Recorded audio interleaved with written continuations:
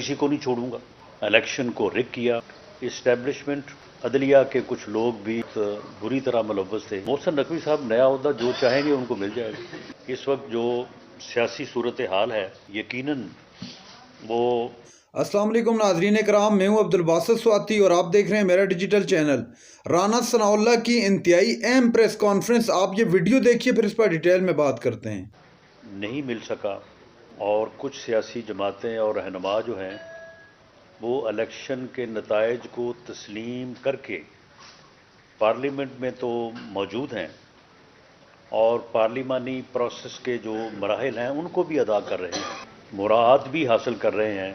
लेकिन इसके बावजूद सियासी अदम इस्तेहकाम को पैदा करने के लिए साथ साथ जो है वो उनकी कोशिशें भी जारी हैं।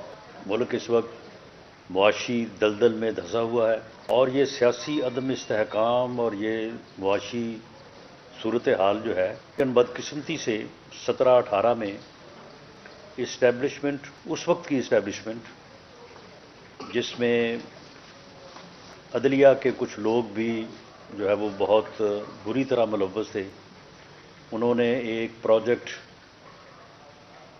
जिसका नाम इमरान खान है उसे लॉन्च किया और उसे लॉन्च करने और कामयाब करने के लिए सियासी तौर पे मुस्तहकम मुल्क को गैर मुस्तहकम किया, इलेक्शन को रिग किया। उसके नतीजे में मुल्क न सिर्फ सियासी तौर पे अदम इस्तेहकाम का शिकार हुआ, मुआशी तौर पे भी जो है वो गैर मुस्तहकम हो गया। 2008 के बाद आप हमेशा पार्टी लीडरशिप के करीब रहे हैं, लेकिन अभी इलेक्शन के बाद ये फील हो रहा है कि शायद आप जो है वो बैक फुट में चले गए हैं सियासी तौर पर। कोई बड़ी सीट पर भी नजर नहीं आ रही, बड़ी मीटिंग्स में भी नजर नहीं आ रही। तो ये कोई पार्टी इख्तलाफात है या कोई पार्टी पॉलिसी का हिस्सा है? देखिए, जो इलेक्शन के बाद जो मीटिंग्स हुई हैं उन तमाम मीटिंग्स में मैं शामिल रहा हूँ। गो उन मीटिंग्स को पब्लिक नहीं किया गया। किसी भी जमात में किसी भी सूरत हाल में एक से ज़्यादा नुक्ता है नज़र होते हैं और हर किसी को ये हक होता है कि वो अपने नुक्ता नज़र को जो है वो पूरी तरह से पेश करे।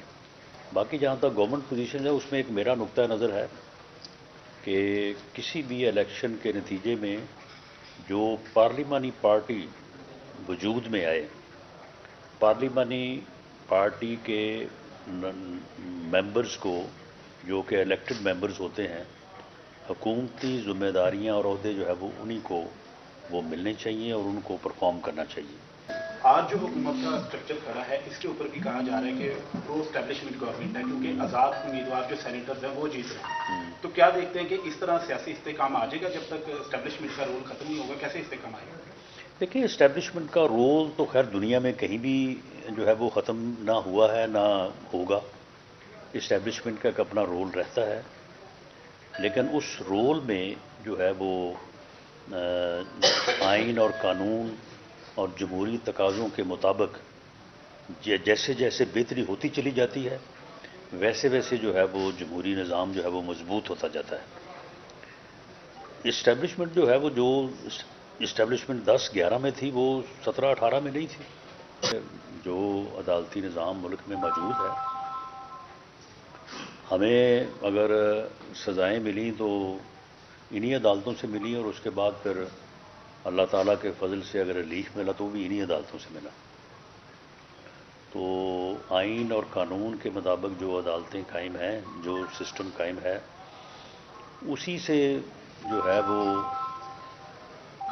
इमरान खान को या जो भी हमारे मुखालिफ हैं या जो भी जिन लोगों के भी केसेस हैं, अगर किसी को सज़ा मिली है तो उसी सिस्टम के तहत मिली है और अगर किसी की अपील एक्सेप्ट होनी है तो उन्हीं अदालतों से होनी है। इसमें मैं नहीं समझता कि जब अदालतों से रिलीफ मिले तो फिर कहा जाता है कि जी वो हमारी फेवर में है, अगर रिलीफ ना मिले तो फिर उनके ऊपर तनकीद की जाती है। मैं समझता हूँ कि जो मुल्क में अदालती सिस्टम मौजूद है, बहरहाल उसमें अगर कोई कमी है तो उसे बेहतरी की तरफ ले जाना भी हमारा फ़र्ज़ है, लेकिन बहरहाल उसी के साथ ही हमें आगे चलना होगा। अच्छा, राना साहब, पीडीएम के साबिक सरबराह मौलाना फजल रहमान एहतजाज करना चाहते हैं और इस बार जो है उनका जो महमूद काचकज़ई पाकिस्तान तहरीक इंसाफ उनके साथ मिलकर कोलिशन हो रही है, तो ये एक बड़ी मजबूत अपोजिशन नहीं हो जाएगी हुकूमत के खिलाफ? देखिए, अपोजिशन जो है वो मजबूत हो या ना हो, हुकूमत वक्त को अपोजिशन का जो है वो احترام اور اپوزیشن کے ساتھ ہمیشہ معاملہ فہمی کرنی چاہیے. ہمارا تو ہمیشہ سیاسی نظریہ اور سوچ جو ہے وہ یہی رہی ہے. مولانا فضل الرحمان اور محمود اچکزئی صاحب اور دوسرے جو نیشنل لیڈرشپ ہے، اختر مینگل صاحب ہیں، ڈاکٹر مالک صاحب ہیں، ANP کی قیادت ہے، MQM کی قیادت ہے، وہ سبھی جو ہے وہ ماضی قریب میں ہمارے بہت ہی جو ہے وہ ساتھی رہے ہیں، ہمارے ساتھ جدوجہد کرتے رہے ہیں. تو ہماری اب بھی یہ کوشش ہوگی کہ اگر کسی بات کے اوپر ان کے ساتھ اختلاف ہے تو اس اختلاف کو بہتر انداز سے جو ہے وہ ٹیکل کیا جائے، اور ان کے ساتھ ہمارے فاصلے جو ہیں وہ اتنے زیادہ نہ ہوں کہ وہ اور ہم جو ہے وہ ایک دوسرے کے مخالف سمت میں کھڑے ہوں. محسن نقوی صاحب کو نیا عہدہ کون سا ملنے والا؟ محسن نقوی صاحب نیا عہدہ جو چاہیں گے ان کو مل جائے گا. ویسے محسن نقوی صاحب کا میرا خیال ہے کہ کافی جو ہے وہ محاسبہ ہو گیا ہے، تو فیصل واڈا صاحب کی اب بات کر لیں. فیصل واڈا صاحب، محسن نقوی صاحب، انوار اللہ کاکڑ صاحب، وہ سارے لوگ جو ہیں وہ ایک ہی خاندان، ایک ہی قبیلے سے ہیں. آپ کے وزیر خزانہ اورنگزیب بھی ادھر سے آئے. بالکل، ان کو بھی ان کا کزن کہا جا سکتا ہے. زیادہ مجبوری تھی کہ اس خاندان کو آپ کو ساتھ لیا؟ دیکھیں جی، یہ کولیشن گورنمنٹ جو ہے نا، کولیشن گورنمنٹ کی بڑی مجبوریاں ہوتی ہیں. کچھ مجبوریوں کا ذکر کیا جا سکتا ہے اور کچھ کا نہیں کیا جا سکتا. رانا ثناء اللہ صاحب بتا رہے تھے کہ موجودہ حکومت کے اندر خاص طور پر جو حالیہ الیکشن ہوئے ہیں، الیکشن کے بعد جو لوگوں کو تحفظات ہیں، جن لوگوں نے الیکشن پر دھاندلی کے الزامات لگائے، اس حوالے سے بات کر رہے تھے کہ جب ملک کے اندر اس طرح کی افراتفری ہوگی تو پھر ملک کیسے ترقی کرے گا.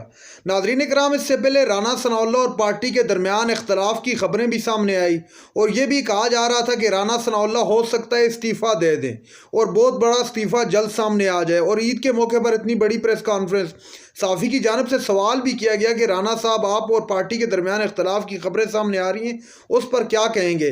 رانا ثناء اللہ نے بہرحال اتنی کھل کر بات تو نہیں کی، اس حد تک بتایا کہ پارٹی کے اندر کوئی بھی جمہوری پارٹی ہو، اس میں اختلاف ہو سکتا ہے، ہر بندے کی اپنی ذاتی رائے ہو سکتی ہے.